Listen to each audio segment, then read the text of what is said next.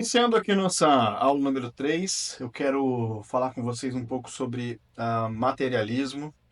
Essa é uma das correntes que a gente frequentemente acaba ouvindo muito. Eu quero mais uma vez fazer com vocês aqui uma introdução, aí a gente vai passar pelos momentos históricos aqui, para entender de onde essas ideias vêm, e em seguida a gente vai falar um pouquinho mais detalhado de cada uma ah, dessas características mais comuns do materialismo, tá? Então, seja bem-vindo aqui à nossa aula sobre esse tema, que nós vamos falar sobre o materialismo e as suas implicações dentro da nossa percepção de realidade. Então, esse é um tema que hoje é um tema bem central, né, para a gente compreender os erros do entendimento humano em relação à natureza da nossa realidade, da verdade e também até mesmo da liberdade individual, né? O quanto isso impacta a nossa vida de modo geral. Então, primeira coisa é assim, falar de materialismo é, de certa forma, falar também sobre os limites da modernidade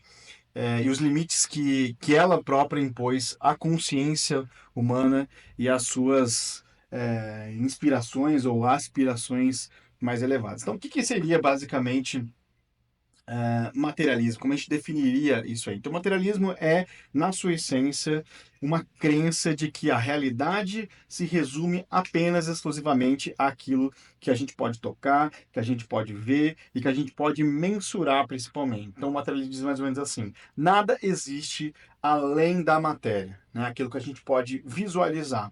E essa ideia reduz, obviamente, né, inicialmente já uma grande complexidade que nos é apresentada aqui na vida humana, né, e nos fenômenos que são aqueles que a gente às vezes não consegue visualizar, né? A gente está falando aqui de fenômenos físicos, químicos, fenômenos psicológicos, fenômenos sociais. Isso tudo, essa ideia de materialismo acaba negando a existência de uma dimensão que seja uma dimensão transcendental, né? E aqui eu nem estou entrando na questão religiosa, né, de modo geral, mas é aquela ideia de que se não só podemos considerar real aquilo que realmente a gente pode tocar. Então, como é que isso surge, né? Para a gente entender o desenvolvimento dessa ideia materialismo materialista e como ela se tornou a visão de mundo de certo modo, dominante dentro dessa sociedade que a gente está vivendo nesse momento, a gente precisa percorrer qual foi o caminho histórico, né? Qual foi o trajeto que ela fez até chegar aqui. Que vai, gente, desde lá das primeiras civilizações, como eu vou comentar com vocês, até os pensamentos mais modernos, mais contemporâneos e mais atuais. Então, o materialismo, ele ao contrário do que muitas pessoas pensam, não nasceu de uma vez só, né? Ele foi sendo gerado conforme o tempo foi passando, como a maioria das correntes que a gente vive hoje. Então, ele é um resultado de uma série de transformações que são transformações filosóficas, são transformações sociais, são transformações científicas, são transformações culturais, e aí isso vai moldando a sociedade e a maneira como ela percebe, né? Então, a gente vai vendo desde o começo essa estrutura. Então, as primeiras noções que a gente precisa ter disso, né, em relação o que a gente chama de metafísica. Então, a física é aquilo que a gente consegue visualizar, né? Então, nós temos a metafísica, que é para além da questão física, né?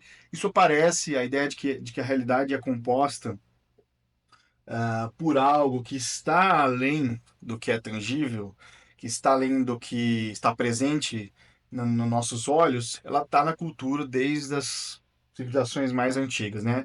Por exemplo, os egípcios, de um modo geral, eles acreditavam que existia vida após a morte. Os gregos, por exemplo, tinham uma noção de metafísica, que eles chamavam de metafísica do cosmos. O Platão, por exemplo, um dos grandes filósofos aí da filosofia grega, né, do berço da filosofia, ele argumentava de um modo geral que o mundo visível, como eu comentei na aula passada, né, ele não era apenas ele era, aliás, apenas uma sombra de um mundo, do famoso mundo das ideias do Platão, né? Então, eles começaram a perceber essa ideia de que talvez existia algo a mais daquilo que eles estavam olhando, né? Existia um lugar onde estavam as formas perfeitas e as formas eternas. Então, o Platão foi o primeiro cara é, que trouxe essa ideia de que o mundo material era uma cópia imperfeita e era um mundo do Paraguai, vamos dizer assim, como a gente diz aqui no Sul, do verdadeiro mundo espiritual que era acessível apenas através da mente. Então ele foi o primeiro cara que traz essa ideia de que existe uma transcendência. Aristóteles, em seguida, é o cara que também acreditava na existência do que ele chamou depois de causa final, né? De um princípio organizador do universo. Veio a primeira ideia em relação a isso, embora essa abordagem fosse praticamente focada na observação e na lógica aristotélica, né? Mas ele ainda assim sustentava que havia uma coisa além da matéria, né? Uma causa primeira que ele definiu que movia o universo, que era o motor do universo, e para esse universo funcionar, ele precisava ser assim. Depois, posteriormente, a gente vem ver o impacto do cristianismo nisso, principalmente na Idade Média ali, né? A ideia da criação divina. Então, conforme o cristianismo foi se solidificando como estrutura, a gente vê a visão do mundo se tornando cada vez ainda mais espiritual e mais transcendente. Então, o cristianismo foi aquele que propôs a ideia de que o mundo material era criado por um Deus, né? Um Deus que na realidade tinha uma estrutura intencional de criação, né? Que existia algo significativo nessa criação. E aí, esse mundo visível, ele não era tudo, né? Dizer que esse mundo ele apontava para algo maior, para o que o cristianismo chamou depois de reino de Deus, que transcende o material. Então, durante a Idade Média, os filósofos e os teólogos como depois também são considerados filósofos, né? Mas também foram teólogos como Santo Agostinho, São Tomás de Aquino, né? Eles acabaram desenvolvendo um pouco mais essa ideia de uma visão que era capaz de unir a fé e a razão. Então, para São Tomás, por exemplo, São Tomás de Aquino, a existência de Deus podia ser comprovada através da razão, né? E o mundo material servia como uma revelação desse divino. Então, dentro do mundo material, a gente conseguia visualizar o divino. E assim, né, a realidade concreta, a realidade tangível, era apenas um pedaço, uma fração de um universo muito mais amplo, muito mais cheio de significados, sejam eles espirituais ou sejam eles divinos. Então, isso aparece muito forte nesse período. No Renascimento, depois, né, você acaba trazendo uma valorização da ciência, do conhecimento empírico, né, aquela coisa de que só pode existir se tiver provas daquilo, né?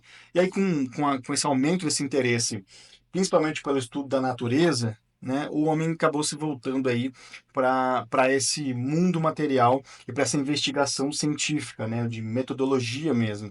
E esse movimento acabava não eliminava completamente o movimento espiritual, mas acabava deslocando um pouco esse foco e essa atenção para a observação direta do mundo, né?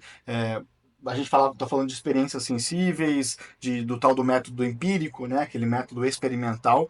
E a gente vai ter figuras como Francis Bacon, por exemplo, né? Que traz a ideia e promove a ideia de uma abordagem prática e experimental da ciência e depois viria a influenciar profundamente o que nós conhecemos hoje como método científico. Né? E aí, no entanto, ainda que a ciência ganhasse esse espaço e o pensamento renascentista continuasse, né, a ver essa realidade material como algo que fosse intimamente ligado ao espiritual, o universo era visto como um grande organismo, né, uma obra de arte divina. E esse conhecimento científico servia como forma para a gente entender a obra desse criador, né? A obra dessa figura que a figura é criadora. E aí foi séculos depois, só no Iluminismo, que a gente trouxe ao mundo aquela ideia da primazia da razão, né? Foi só nesse século que a gente começou a ver o mundo de uma maneira mais radical em direção ao materialismo, né? Caminhando com uma força maior em relação ao materialismo. E o iluminismo, né? Com o iluminismo surgindo, a gente vai ver que a razão humana foi elevada ao mais alto lugar, assim, ao mais alto prestígio, ao mais alto patamar e tornou-se ele, então, o novo arbítrio da verdade, né? Então foi ele que passou a ser o medidor dessa verdade. E aí a confiança nas capacidades racionais do homem deu início ao que a gente chama de uma era de questionamentos, principalmente aos dogmas religiosos, às tradições, né? A gente tem ali filósofos como o Descartes, a gente tem pessoas que, embora reconhecessem a existência de Deus, começaram a fundamentar esse conhecimento muito baseado nessa razão, muito mais do que não numa revelação divina, né? E aí nós passamos ali para a Revolução Científica, dentro desse período, a gente tinha nomes ali como Isaac Newton, Galileu Galilei, né, que foram, que trouxeram grandes novas ideias para esse mundo científico, e aí a gente acabou levando os pensadores a acreditar que tudo no universo podia ser explicado principalmente pelas leis naturais, né? Então o universo foi, por muitas vezes, comparado a uma máquina gigante funcionando segundo as leis matemáticas e as leis da física, né? Ou seja, a precisão era uma das coisas mais importantes que a gente podia medir ali. E aí, a ideia de que tudo poderia de um certo modo, ser reduzido ao mecanismos materiais, né, começou a ganhar muita força, né, começou a explicar muitas coisas das quais antigamente se explicava pela igreja, né. E aí depois, mais para frente, a gente começou a surgir o materialismo filosófico ou o materialismo científico, como a gente chama aí na história, né? Então, depois, mais para frente, o materialismo atingiu o seu auge. A gente traz duas figuras importantes, uma delas é o Karl Marx e a outra é o Friedrich Engels, né? Que vocês conhecem muito bem também. Eles foram as primeiras pessoas que propuseram que a realidade era exclusivamente material. Então, para o Marx, a estrutura social, a história, as ideias que os seres humanos produziam eram determinadas pela condição material ou pela condição econômica desse povo. Então, o materialismo histórico do Marx, né, como a gente chama aqui na história, ele enxergava o desenvolvimento da sociedade como uma série de conflitos de classe, então ela era o motor ali que girava o mundo e sempre guiado pelas forças econômicas, né? E isso eliminava completamente qualquer necessidade de transcendência ou de espiritualidade, né? Então isso você não precisa ser muito conhecedor para você começar a entender que esse é um momento fundamental para essa virada, né? O materialismo histórico do Marx e do Engels acabou retomando essa ideia de que a transcendência ou a espiritualidade não podia ser explicada, não podia explicar nada, mas sim o materialismo propriamente dito. Então, na ciência, a gente tem ali a figura do Charles Darwin, né, que todo mundo conhece também. Ele traz essa ideia da teoria da evolução, explicando a origem das espécies através de uma seleção natural, né? Essa ideia também impacta muito esse universo, embora Darwin em si não fosse um materialista radical, né? A sua teoria foi interpretada depois por muitos como uma confirmação de que a vida e a consciência poderia ser explicada sem ter que recorrer a algo divino, sem ter que recorrer a algo espiritual. Então, veja como as histórias vão se construindo, né? Essas ideias vão se construindo, e aí a modernidade meio que solidifica esse triunfo do materialismo científico. Então, as ciências naturais começam a avançar, especialmente no campo da física, da química, da biologia. A sociedade, então, passa a aceitar essa ideia de que tudo pode ser explicado em termos de matéria, né, de energia. A física do Newton, que mais tarde a física quântica também levaram essa ideia de que o universo é um sistema de partículas interagindo de uma forma previsível ou de uma forma probabilística, né? E aí depois isso ganha muita força. E aí nós temos uma figura muito importante também, né, que como os psicólogos como o Freud, né, o Sigmund Freud e o B.F. Skinner, que era um behaviorista, né, um comportamentalista, eles começaram a se preocupar com essas ideias e passaram a interpretar os sentimentos e os comportamentos humanos como respostas aos estímulos, como reforçamento de uma visão material da mente humana, né? Então, lembra que ali no começo de 1901, 1902, essa galera surge, né, como um potencial científico aí, e eles começam a chacoalhar, apesar dos dois não concordarem entre si, né, terem visões muito diferentes da psicologia humana, né, ou das psicologias humanas, essa ideia do materialismo é muito bem identificável na teoria dos dois, né? Então esses pensamentos também acabam refletindo ali na sociedade, naquela sociedade onde estavam todos os grandes pensadores da humanidade. E aí a cultura popular, o sistema educacional passaram também a promover uma visão de que a realidade é apenas material. O consumismo, a busca por prazer, a satisfação dos desejos, isso tudo se torna a tônica dessa modernidade, né? E aí, uma vez que se não existe nada além da matéria, o único propósito da nossa vida é passar pela maximização do prazer e também da segurança, né? Então perceba, essas ideias elas vão entrando na nossa sociedade e daqui a pouco a gente percebe isso já se torna uma outra realidade.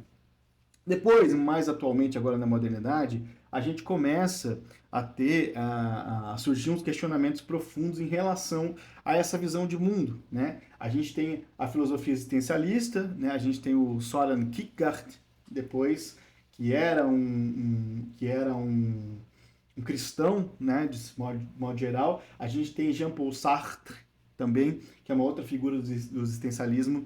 A gente tem o Martin Heidegger, né? Martin Heidegger. É difícil falar esses nomes alemães. Esses caras todos são eles que trazem de volta a discussão sobre o significado da existência e coloca em dúvida também essa ideia de que tudo poderia ser explicado pela ciência e pela matéria, né? Então eles são as pessoas que alertam ao mundo inteiro para o risco de uma vida sem propósito, esvaziada de valor, o fruto do materialismo dominante. Óbvio que a gente está falando aqui de uma época pós-guerra, né? Então o ceticismo toma conta do mundo aqui também. A ciência também é uma provocadora da guerra, de certo modo, né? A tecnologia científica ela é uma das armas poderosas dentro de guerra, então o mundo cai nessa ideia do tipo, olha, não é nem Deus e também não é nem a tecnologia na figura da ciência, né? Mas o sentido da vida é a coisa mais importante. Então, ao mesmo tempo que a ciência encontrou as suas limitações, né? A mecânica quântica, por exemplo, revelou o comportamento das partículas subatômicas, né? Que aquilo não é uma mecânica muito específica, né? E aí abre espaço para as interpretações da realidade, dos elementos, e isso acaba, até então era escapado aí da nossa compreensão materialismo, e aí surge também coisas como a neurociência, por exemplo, que descobriu a consciência, né, a ideia de consciência como um fenômeno difícil de explicar exclusivamente a partir de processos físicos, né, e isso levou a que a gente chama de novas questões sobre a natureza e o pensamento e também a subjetividade no modo geral. Então, esse é mais ou menos o caminho que o materialismo se enfrenta. E agora eu quero comentar com vocês um pouco sobre esses limites desse materialismo, porque isso é uma das coisas que é muito difícil da gente tancar, como dizem na cultura da internet, né? Por exemplo, se a gente tomar como afirmação de que a realidade é só o que se pode medir e ver, a gente vai cair numa série de contradições, né? A primeira delas é que se o materialismo fosse de fato verdadeiro, ele próprio seria incapaz de justificar a própria ciência, porque o conhecimento científico depende de algo imaterial, que é a consciência e a racionalidade. A gente não pode pesar ou medir a ideia, uma memória ou então uma intenção, né? Não tem como a gente falar, poxa, como é que eu vou medir especificadamente essas coisas, né? Memória, intenção, o tamanho de uma ideia, isso a gente consegue aplicar. Então, nem tudo no mundo precisa ser material, né? São esses os elementos que permitem a gente fazer a ciência e desenvolver a civilização. No entanto, eles não são elementos mensuráveis, né? Acho que essa é a palavra. Então, o materialismo ele acaba negando o espaço necessário para compreender o que há de tão mais profundo e mais significativo na vida humana. Então, se você se limita à visão materialista, como explicar o conceito, por exemplo, de bem e de mal, né? Isso é muito difícil explicar de maneira mensurável, de maneira detectável, né? Ou até mesmo aquela ideia de que a vida humana tem valor, né? Como é que a gente vai medir isso, né? Então a gente precisa de outros elementos além desses elementos mensuráveis, além da ciência em si, para explicar isso. Então, uma pedra é só uma pedra, ela não vale nem mais nem menos do que qualquer outra pedra, né? Então, sobre essa ótica meio materialista, um ser humano é só uma composição de moléculas e nada mais, né? E a gente vê como isso é mais ou menos o que a gente pensa hoje aqui, né? Ah, não, mas a vida começa só depois, porque afinal de contas é só um conglomerado de células, né? Então essas coisas vão invadindo muito a nossa percepção de realidade, né? Então essa é uma das questões em relação ao materialismo. Outra questão em relação ao materialismo é que o materialismo de modo geral é uma grande máquina de reduções, né? De modo geral, porque ah, ele toma a experiência complexa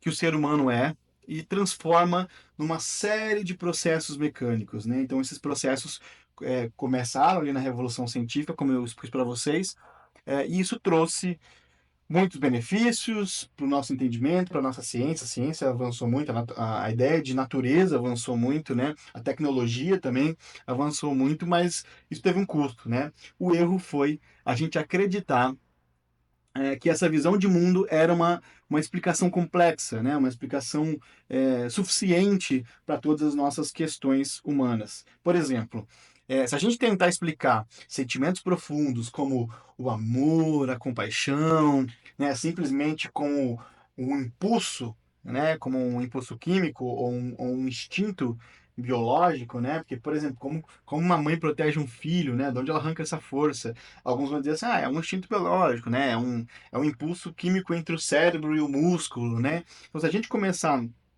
a explicar isso, esse amor simplesmente como um impulso, né? Ou como um instinto, isso é impossível, porque se o amor é apenas uma reação química, qual é o valor do sacrifício, né? Então a gente começa a diminuir essas coisas. Por que um ser humano estaria disposto a abrir mão de si mesmo, de abdicar a própria segurança em prol de uma outra criatura?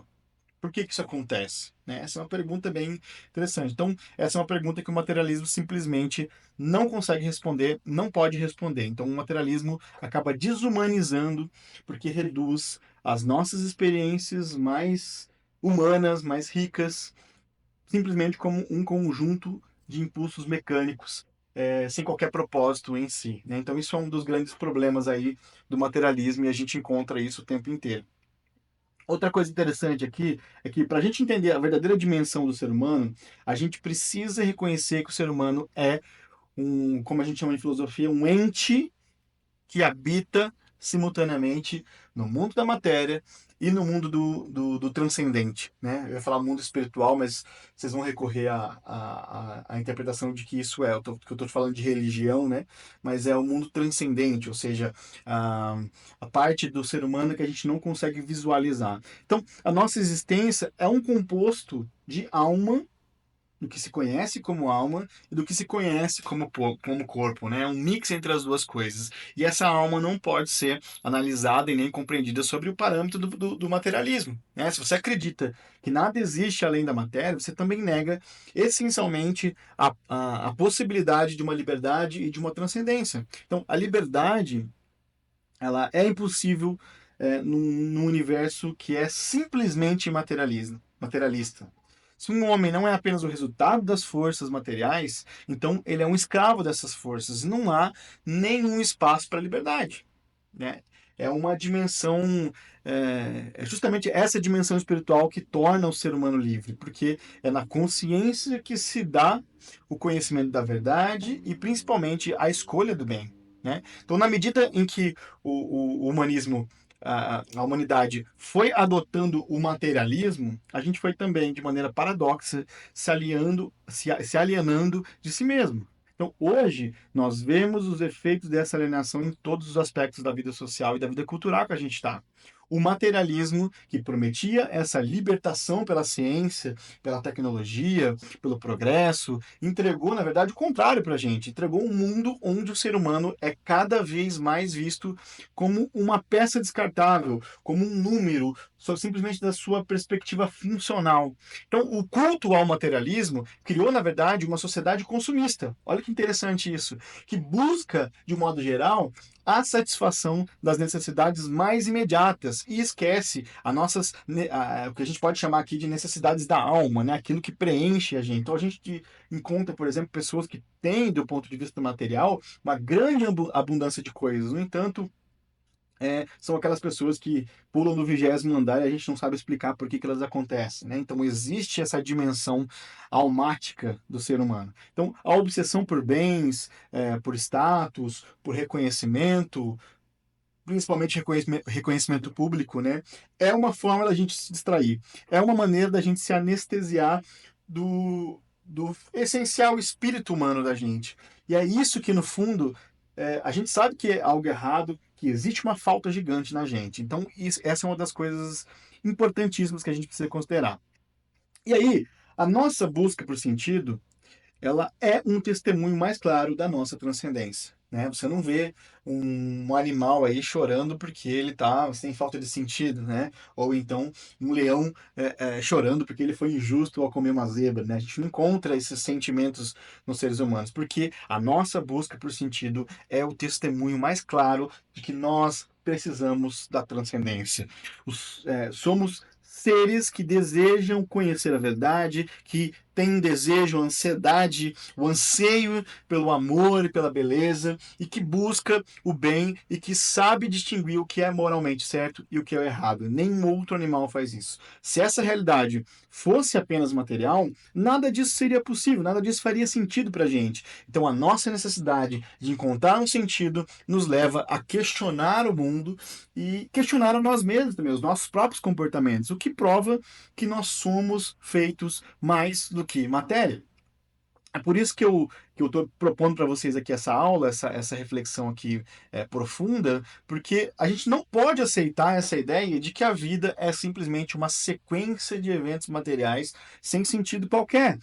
A gente não pode acreditar naquelas pessoas que dizem que tudo é explicável do ponto de vista da química, do ponto de vista da biologia. É claro que a gente encontra explicações muito recorrentes, muito interessantes, muito verdadeiras em relação à química e à biologia, né? Dentro do nosso cérebro a gente encontra muito isso. Eu estou estudando um pouquinho sobre neurodesenvolvimento e eu comecei a perceber que algumas coisas são químicas, algumas coisas são biológicas, algumas coisas são hereditárias. No entanto, eu me lembrei bastante de, como disse o Aristóteles, a realidade ela tem camadas específicas e o visível é apenas uma parte dessa camada. A nossa verdadeira identidade está além do que a gente consegue ver e a gente consegue tocar. E é preciso coragem, cara, hoje, para viver conforme essa verdade. Certo? Então, o materialismo ele tenta nos convencer de que a vida é um processo aleatório, sem propósito, mas eu quero dizer para você que a vida tem sim um propósito, e esse propósito está além do que você pode ver, está além da matéria. Tá? Reconhecer essa realidade não é negar a ciência, não é negar a razão, mas é o contrário, é usá-las na sua plenitude para a gente ir além do que é imediatamente visível e buscar o que realmente importa. A ciência tem o seu lugar, mas ela é apenas uma ferramenta e não um fim em si mesma. A gente precisa entender isso. Tá? Ela ajuda a gente a conhecer o mundo material, mas o sentido da nossa vida, o nosso destino, a nossa liberdade só pode ser compreendida se a gente passar para além dessa coisa do materialismo e ousar mesmo buscar ver o que realmente nós somos. Então, o materialismo, ele é um convite, esse materialismo exclusivo, né, essa coisa de pensar só no material, ele é um convite ao vazio. Né? A transcendência é um chamado à plenitude. Então a gente precisa optar por essa transcendência. Aqui eu não estou falando de transcendência religiosa, né? Mas lidar com a parte não visível do ser humano é optar por uma vida que reconhece o valor do ser humano. As nossas angústias estão para além das nossas questões químicas. Os nossos desejos, as nossas frustrações estão além do que a gente tá para além daquele mistério que a ciência resolve, é um mistério que a vida não consegue resolver.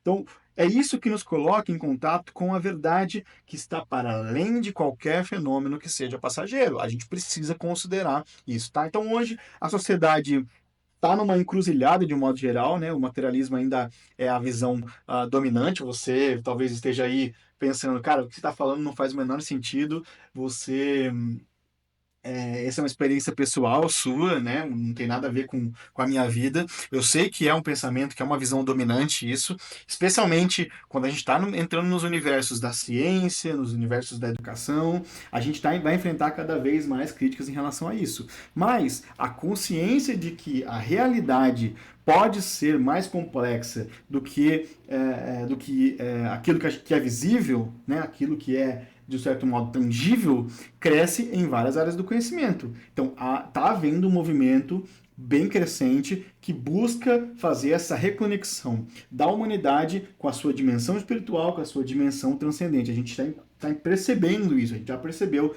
que essa ideia de olhar para o ser humano como um bicho e só isso não faz o menor sentido dentro das nossas experiências relacionais. Então, a evolução dessa ideia de uma verdade espiritual que é um objeto unificador do ser humano, que não deixa o ser humano se reduzir à realidade material, isso mostra que existem consequências profundas para esse materialismo e que ele trouxe para a nossa sociedade isso. Então hoje a gente está vendo uma reação a isso, uma redescoberta dessas tradições espirituais, tradições transcendentes e, de certo modo, também muita gente buscando um sentido para além do materialismo, buscando sozinho isso, tá? E a gente não pode reduzir a nossa experiência como ser humano simplesmente a uma redução materialista, como se a gente fosse simplesmente consequência de uma resposta a estímulo só, né? Isso é muito pobre para tentar entender o ser humano. Então, se você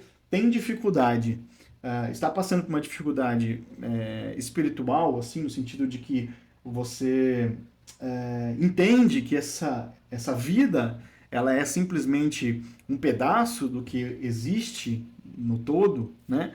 Talvez eu quero te convidar a você pensar sobre isso, pensar o exercício que o materialismo tem, a força que o materialismo tem na sua concepção de vida e na forma como você se relaciona com as coisas, na forma como você se relaciona com o outro, na forma como você se relaciona com as suas redes sociais, no seu trabalho, com as pessoas próximas de você e o quanto essa força impacta profundamente na sua maneira de agir, tá? Então, essa aula ela tem esse objetivo de expor para vocês um pouquinho desse histórico, para fazer você entender um pouquinho que não existe, que a gente não é simplesmente aquilo que a gente consegue ver. Existem coisas que estão para além desta realidade visível, tá bom? Então é isso que eu queria dizer para vocês nessa aula aqui. Mais para frente a gente vai falar um pouquinho de como a gente consegue resolver todas essas questões. E o materialismo também vai passar por essa análise muito profunda. E eu espero você aqui na próxima aula. Até mais.